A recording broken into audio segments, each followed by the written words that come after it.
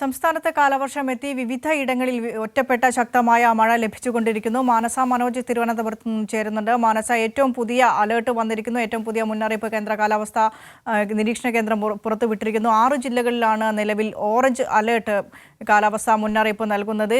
മറ്റു ജില്ലകളിലൊക്കെ അലേർട്ട് എപ്രകാരമാണ്? വിവിധയിടങ്ങളിൽ ശക്തമായ ഒറ്റപ്പെട്ട മഴ തുടരുന്ന ഒരു സാഹചര്യമുണ്ട്. സംസ്ഥാനത്തുടനീളം പൊതുവെയുള്ള മഴയുടെ ഒരു അവസ്ഥ എന്താണ്? ഒപ്പം ജില്ലകളിൽ നിലനിൽക്കുന്ന അലേർട്ട്.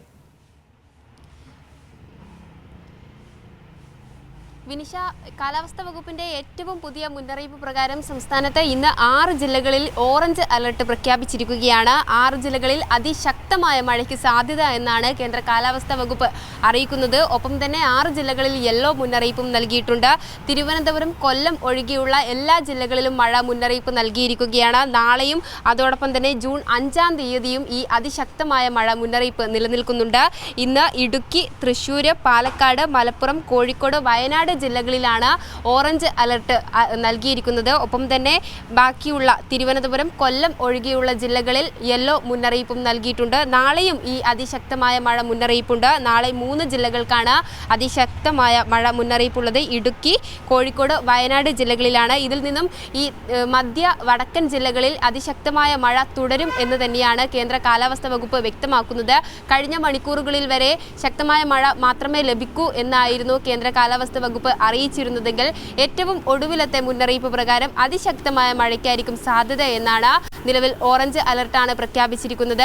6 ജില്ലകളിൽ ഓറഞ്ച് അലർട്ട് തുടരുന്ന സാഹചര്യത്തിൽ ജാഗ്രത തുടരണം എന്ന് തന്നെയാണ് കേന്ദ്ര കാലാവസ്ഥാ വകുപ്പ് വ്യക്തമാക്കുന്നത്. ഒപ്പം തന്നെ ഈ തീരദേശ മേഖലകളിലും ജാഗ്രത പാലിക്കണം. ഉയർന്ന തിരമാലയ്ക്കും കടലാക്രമണത്തിനും സാധ്യതയുണ്ട്. അറബിക്കടലിൽ രൂപപ്പെട്ട ചക്രവാത ചുഴി കേരള തീരത്തിന് അകലെയായി നിലകൊള്ളുകയാണ്. ഒപ്പം തന്നെ തെക്ക് പടിഞ്ഞാറൻ കാറ്റും കേരള തീരത്ത് നിലനിൽക്കുകയാണ്. ഇതിൻ്റെ സ്വാധീന ഫലമായി വരുന്ന 7 ദിവസം സംസ്ഥാനത്ത് ശക്തമായ രീതിയിൽ മഴ ലഭിക്കുമെന്ന് തന്നെയായിരുന്നു അറിയിച്ചിരിക്കുന്നത്. വ്യാപക മഴയ്ക്കാണ് സാധ്യത.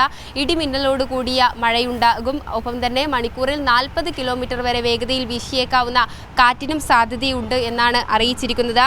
നാളെയും ഈ യെല്ലോ ഓറഞ്ച് അലർട്ടുകളുണ്ട്. നിലവിൽ ജൂൺ 5 വരെയുള്ള മുന്നറിയിപ്പാണ് കേന്ദ്ര കാലാവസ്ഥാ വകുപ്പ് പുറത്തുവിട്ടിട്ടുള്ളത്. ഇതിൽ നിന്നും വടക്കൻ ജില്ലകളിൽ മഴ ലഭിക്കും എന്ന് തന്നെയാണ് വ്യക്തമാകുന്നത്. മാത്രമല്ല, ഈ വേനൽ മഴ സജീവമാകുമ്പോൾ മധ്യ തെക്കൻ ജില്ലകളിലായിരുന്നു മഴ ലഭിച്ചിരുന്നതെങ്കിൽ ഈ കാലവർഷം എത്തിയതോടുകൂടി വടക്കൻ ജില്ലകളിൽ മഴ കനക്കുമെന്ന് തന്നെയാണ് കേന്ദ്ര കാലാവസ്ഥാ വകുപ്പിന്റെ മുന്നറിയിപ്പിലൂടെ വ്യക്തമാകുന്നത്. ശരി, മാനസ മനോജാണ് സംസ്ഥാനത്തെ ഏറ്റവും ഒടുവിലായി വന്ന കാലാവസ്ഥാ മുന്നറിയിപ്പിന്റെ വിശദാംശങ്ങൾ നൽകി വന്നത്. ഇടുക്കി മുതൽ വയനാട് വരെയുള്ള ജില്ലകളിൽ ഓറഞ്ച് അലർട്ട് പ്രഖ്യാപിച്ചിരിക്കുന്നു.